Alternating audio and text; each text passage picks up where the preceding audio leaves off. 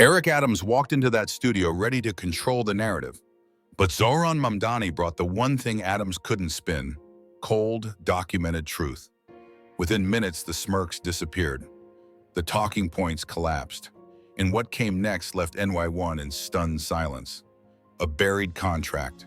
A quote Adams hoped he had forgotten. A question he refused to answer.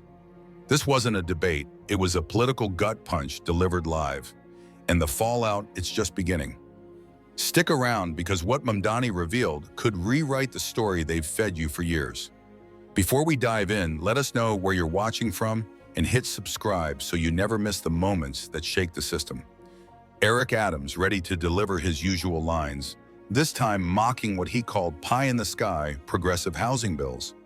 He smirked, called them fantasies, policies for idealists who don't have to balance a city budget.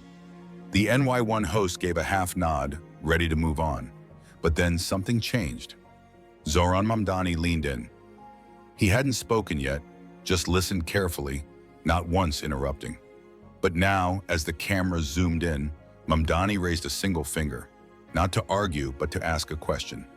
"Mr. Mayor, are you finished?" he asked calmly. Adams blinked, thrown slightly by the tone. It wasn't loud, it wasn't combative, but it landed. What came next was not on the script. Mamdani didn't go for theatrics, no shouting, no easy applause lines, just facts, and a voice that cut through the noise like a scalpel. He reached into his folder and pulled out a report. Department of Homeless Services data, city council budget breakdowns, neighborhood by neighborhood statistics showing how emergency hotel contracts under Adams had ballooned, but shelter conditions hadn't improved. But here's the twist. Mamdani didn't stop at statistics. He told a story, not about City Hall, not about politics, but about a mother in Queens who had written to his office. Her husband had been laid off from a delivery job. Then came a new city housing voucher program, one that Adams had tried to quietly defund. And suddenly her family got an apartment. The kids had beds.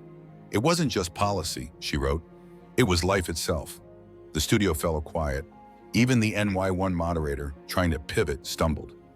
"Mayor Adams, your response?" Adams opened his mouth, closed it. The cameras caught it all. And here's the thing, nobody knew at the time, this was just the start. Because buried inside Mamdani's folder, right beneath that letter, was something no one on that stage was prepared for. Not Adams, not the host, not even the producers. Something that, once revealed, would flip the entire debate on its head. But we'll get to that. Right now, all you need to know is this. The moment Zohran Mamdani spoke, everything changed. And by the end of the night, even NY1 couldn't deny it. Mamdani didn't raise his voice. He didn't need to.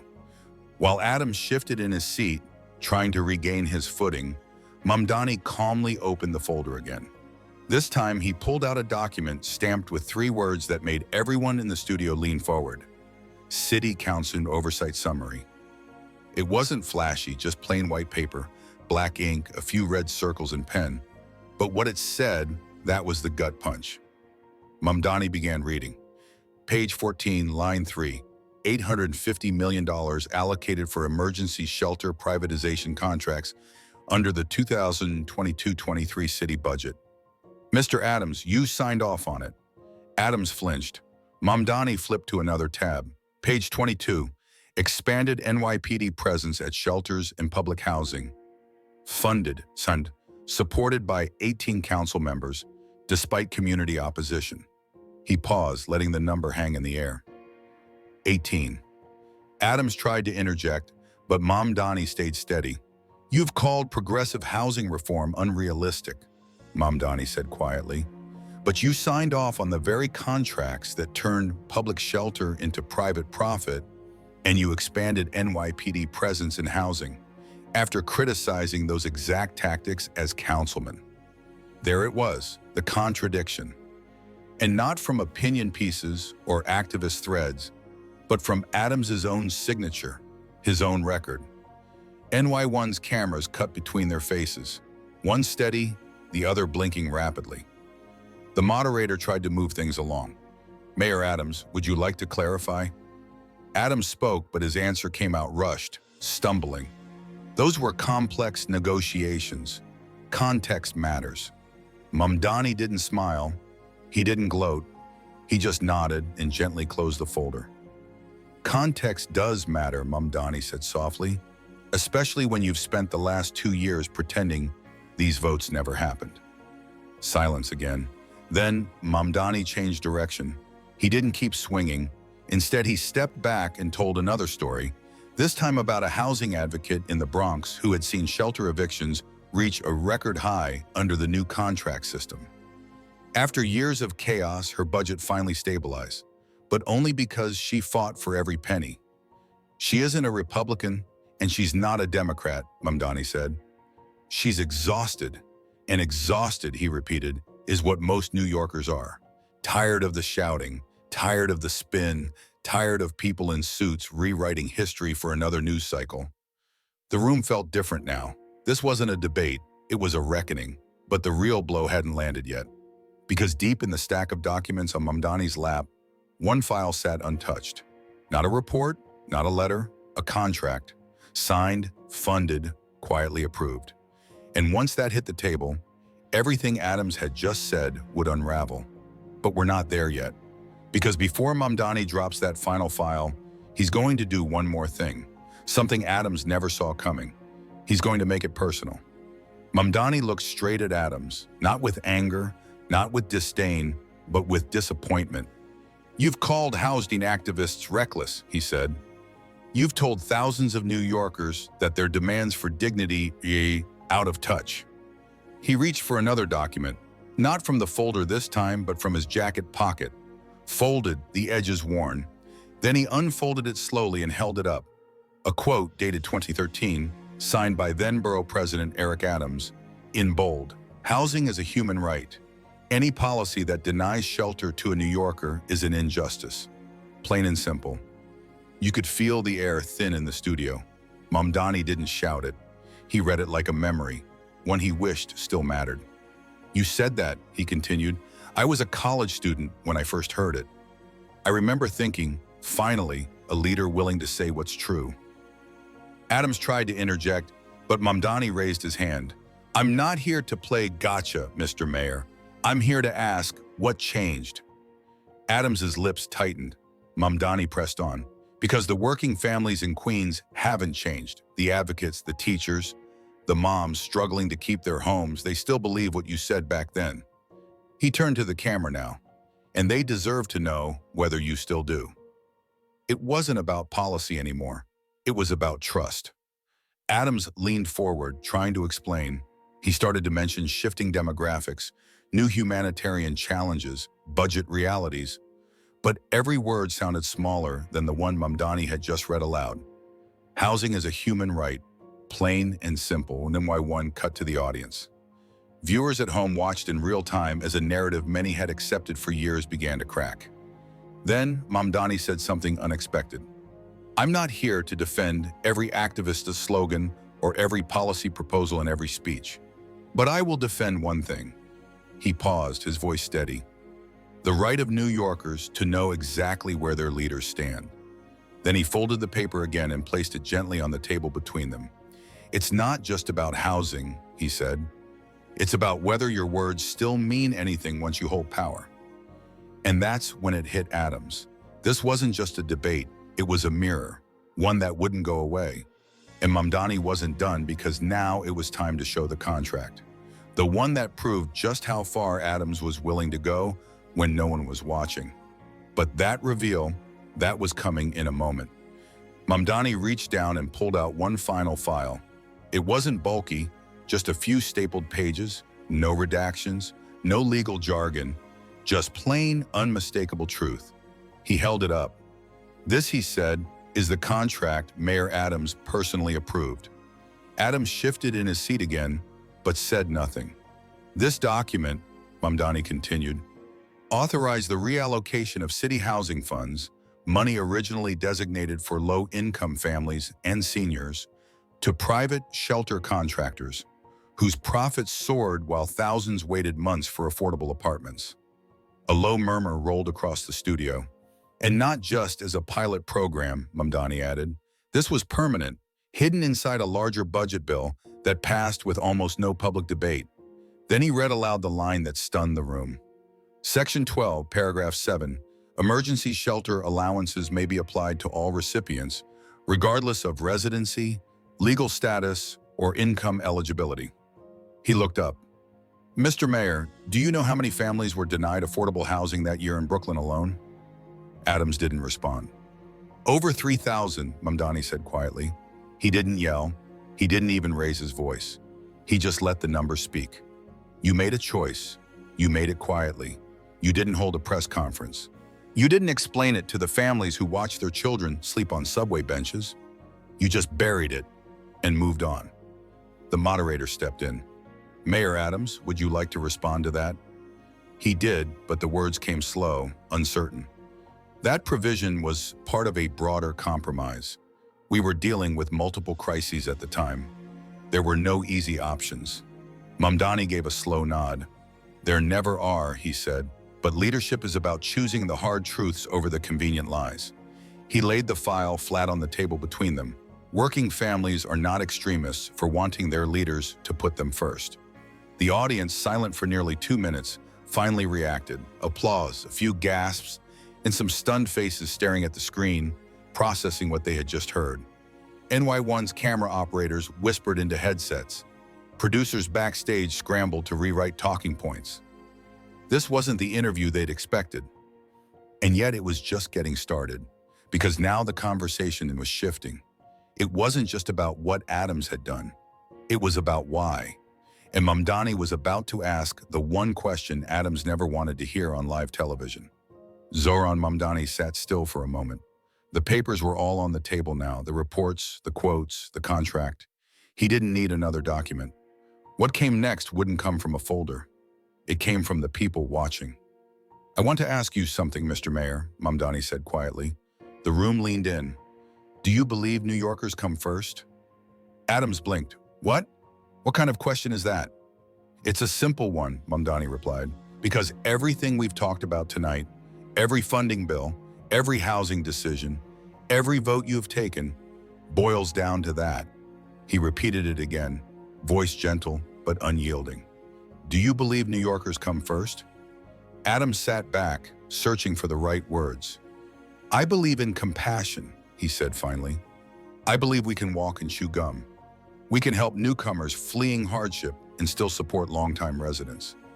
Mamdani didn't interrupt.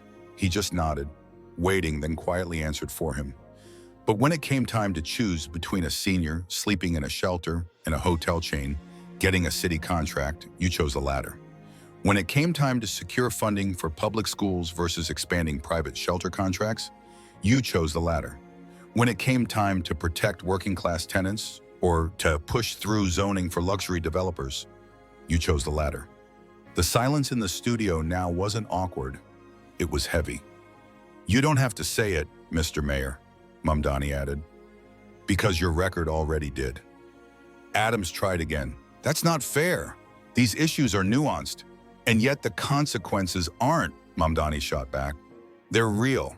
They show up in rent hikes, in longer hospital wait times, in neighborhoods that feel less safe and less familiar by the day. The NY1 moderator looked down at their notes. The planned talking points had evaporated. Mamdani leaned forward, speaking directly to the viewers. This isn't about hate, it's about priorities. It's about leaders who forgot who they work for. And then softly, I believe New Yorkers come first. Always have, always will, and no political trend, no donor pressure, no media framing will ever change that. Adams stayed silent. There was no comeback. The question had landed, and the lack of an answer echoed louder than anything said that night. But Mamdani wasn't done, not yet, because next he would bring it full circle with a final story from home, a story that explained why this debate wasn't just political for him. It was personal. Mamdani folded his hands. You know, I wasn't born into politics, he said. Didn't grow up with connections or consultants or think pieces. I grew up in Astoria, Queens, a place where people work with their hands and live paycheck to paycheck. He looked over at Adams, a place people like you visit every few years, right before an election. Adams shifted but said nothing. My mother wasn't a policy expert. She was a cashier at a local grocery store, and she struggled to keep a roof over our heads. My father drove a yellow cab until the city changed the medallion laws and work dried up. After that, things got harder. The apartment shrank, bills piled up, opportunities got fewer. He paused, letting the moment settle. And the politicians, they talked about justice, about equality, about the future, but they never talked about us. They never showed up when my dad lost his taxi. They never called when my mom worked double shifts. They never came back when the rent spiked and the small shops closed. He turned to the audience now, not the stage. I remember sitting at that kitchen table, watching the news with my parents, watching mayors give speeches about fairness and reform while the families I loved were drowning. He looked down for a beat, then back up. So no, I didn't come here tonight to score points. I came here because I remember what it's like to feel invisible. I remember what it's like to believe that no one at City Hall cares whether your dad has a bump or your building has heat in the winter. Mamdani leaned forward again. And I know for a fact that millions of New Yorkers feel that way right now. Then he turned slowly back toward Adams. You sit here and act like this is about slogans, but for people back home, it's about survival. Another pause. When you voted to divert those funds, when you dismissed tenant activists as dreamers, when you claimed to stand for working people, you weren't just wrong, Mr. Mayor, you were dishonest. And the worst part? Mamdani's tone didn't rise, but his disappointment was clear. You did it with a smile. Adams opened his mouth to reply, but Mamdani raised a hand. I'm not asking for an apology. I'm asking you to stop pretending. The room fell still again, because now the debate wasn't between two men. It was between two New Yorks, one remembered, one forgotten. But Mamdani had one last move left tonight, something bigger than statistics, louder than an applause. And that came suddenly when the audience itself began to respond in a way no one, especially NY1, saw coming. It started with a murmur. Just a few people, quiet in the back of the audience. A nod here, a whispered, he's right. Then came the applause, not thunderous, not forced, just honest and growing. The NY1 moderator glanced nervously off camera. Producers behind the glass scrambled to regain control. This was supposed to be Adams's turf. A safe stage, soft questions, controlled flow.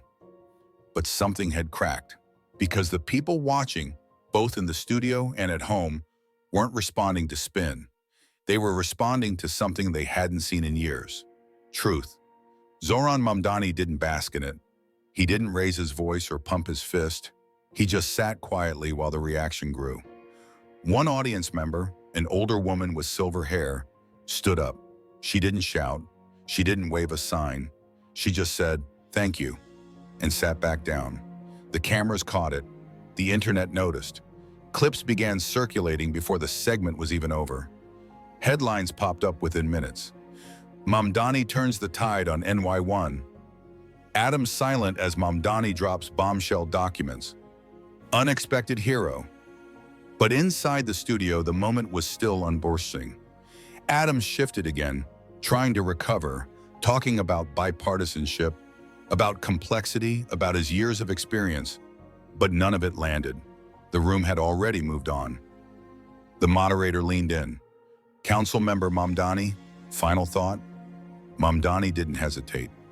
I think New Yorkers are tired of being told that they're the problem, that their worries are outdated, that their desire for safety, stability, and dignity is somehow wrong. He paused. They're not wrong, they're just unheard. And that's when something rare happened. Even a few NY1 staffers off camera in the wings clapped. The moment wasn't just a win, it was a shift. A small tear in the fabric of media control, of political choreography, of the tired, predictable scripts, because tonight, someone had broken through. But it wasn't over yet. As Mamdani walked off the stage, a reporter caught him with a single question. What made you go this hard tonight? He smiled and gave an answer that would go viral before sunrise. But for now, the segment was over. The studio returned to its usual rhythm, shuffling papers, switching cameras, prepping for the next guest. But something felt different now. Adams left quickly, surrounded by aides offering no further comment. No follow-up interview, no spin session. Zohran Mamdani, on the other hand, lingered. He wasn't grandstanding, just shaking hands, quietly acknowledging the people who had been listening. That's when a reporter from the press line stepped forward. "Council member Mamdani," she asked, "why now? Why take the gloves off tonight? Of all nights?" Mamdani didn't pause. He looked her straight in the eye and said, "Because the truth doesn't wait for the right moment, and I'm done waiting for permission." That was it, one line delivered without fanfare. But by midnight, it was everywhere, done waiting for permission. The clip hit Twitter first, then YouTube, then news banners. Commentators debated whether it was a political pivot or a personal stand. But to the thousands watching from home, it didn't matter. It felt real because it was. Back in Queens, local radio shows picked it up. So did union WhatsApp groups, bodega counters, and late-night subway cars. Facebook feeds lit up with people who didn't usually comment on politics. One post stood out. "I didn't vote for Mamdani. I didn't even like him. But tonight he spoke for me." That wasn't strategy. That was resonance. And Mamdani, he didn't go to the green room. He didn't celebrate. He walked out into the city night. No tie, no script, just a councilman who had said what needed to be said. An aide approached him with a phone. "Sir, the public advocate's office is on the line." "Tell them I'll call in the morning," Mamdani replied. There would be time for politics later, but tonight wasn't about politics. It was about clarity, and the weight of what had just happened was only beginning to settle. Because the real shock wasn't that Adams had been challenged. It was that for once someone had done it without shouting, without backing down, and without losing the crowd. But there was still one loose thread, one final reveal Mamdani hadn't mentioned on camera. Because buried deep in those documents was a detail no one had noticed yet. And when it surfaced, it could change more than the debate. It could change Adams's future. The city was still buzzing. Clips of the debate were everywhere. Zohran Mamdani had become a trending name, not just in activist circles, but across kitchen tables, deli counters, and night shift brain rooms.